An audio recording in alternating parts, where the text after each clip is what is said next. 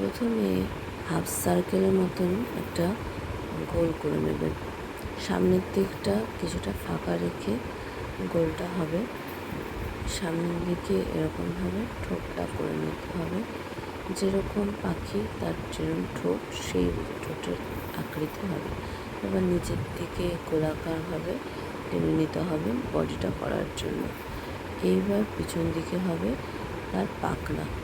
এই পাখনাটা হালকা হালকা করে নিতে হবে। আঁকার প্রথম কথা হচ্ছে যে প্রথমেই ডিপ করে না, হালকা করে, তারপর নিচে জলের যে ঢেউ সেটা করে নেওয়া হলো। মাথায় মুকুটের মতন করে ভি আকৃতি টেনে নেওয়া হলো। এরপর আসা হলো চোখ। যেহেতু এটা কার্টুন স্টাইলের একটি পাখি, তাই চোখটা কার্টুনের মতন ওভাল শেপ করে করা হচ্ছে। এবার কোনো ড্রয়িংয়ের ক্ষেত্রে কালার করার আগে প্রথমেই স্কেচ করে নিতে হয়, তাহলে স্কেচটা ভালো হয়। এবার কালো ব্ল্যাক কালি দিয়ে ভালো করে স্কেচ করে নেওয়া হচ্ছে। ভালো করে স্কেচ করে নিচ্ছি।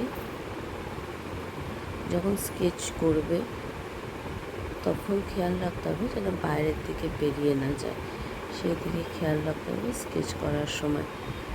এরকমভাবে সুন্দর করে স্কেচ করে নিতে হবে। এবার হচ্ছে ইয়েলো কালারটা ভালোভাবে শেড করে নিচ্ছি। প্রথমটা হালকা হালকা কালার দিয়ে করতে হবে, হালকা করে, হালকা আলতোভাবে করে নিতে হবে। যেভাবে করছি আমি সেভাবে আলতোভাবে করে নিতে হবে। আলতোভাবে সব জায়গায় পূরণ হয়ে গেলে তারপর কালারটাকে আস্তে আস্তে ডিপ করতে হবে। এইভাবে বিশেষ করে কোণাগুলো একটু সাবধানে, যাতে ভেতরে থাকে, বাইরে বেরিয়ে না যায় রঙটা।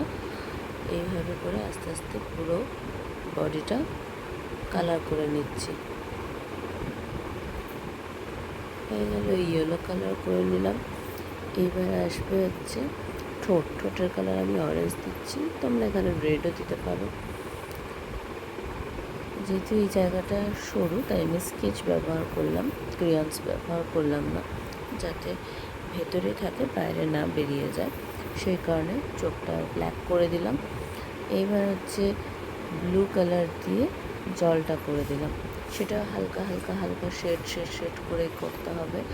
স্কাই ব্লু নেওয়া হয়েছে, যতটা পরিমাণ দেব সেই বুঝে।